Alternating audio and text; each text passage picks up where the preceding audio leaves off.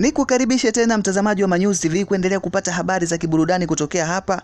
Msanii mkongwe wa maigizo nchini Tanzania ambaye anaigiza films pamoja na tamthilia anaitwa Abdalla Saidi Mkumbila maarufu kama Muhogo Mchungu. Siku ya jana ya tarehe 2 Machi mwaka 2026 aliweza kupatiwa tuzo yake ya heshima ambayo aliishinda katika tuzo zilizofanyika mwezi Februari tarehe 14 2026, tuzo za filamu Tanzania Film Festival Awards 2026 TAFA, ambapo baada ya kutangazwa kama mshindi kwenye kipengele hicho cha tuzo za heshima, aliyepanda jukwani kwenda kuchukua tuzo hiyo kwa niaba ya msanii huyo mkongwe Muhogo Mchungu alikuwa ni msanii Nyama Yao ambaye aliwahi kuigiza katika tamthilia mbalimbali zilizopita kama mtoto wa Muhogo Mchungu. Siku ya jana msanii huyo Muhogo Mchungu aliweza kufika katika ofisi za Bodi ya Filamu Tanzania na kukutana na mtendaji wa Bodi ya Filamu Tanzania Dr. Gervas Kisiga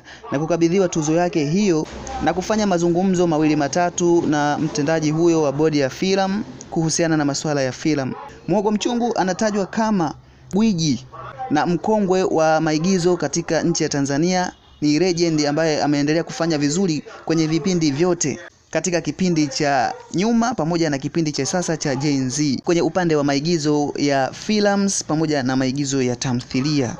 Ameendelea kuhusika pia kuibua vipaji vya wasanii wapya wengi tu na kufundisha na kutoa ushauri kwa wasanii chipukizi.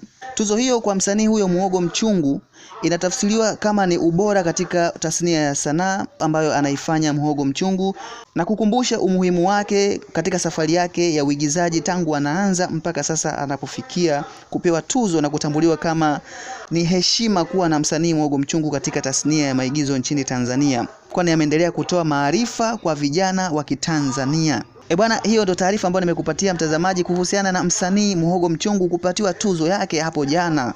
Hii ni Manyuzi TV, endelea kufuatilia kwa kupata updates mbalimbali za kiburudani. Usiache kusubscribe, kulike, kushare na kucomment. Tukutane tena hapo baadaye.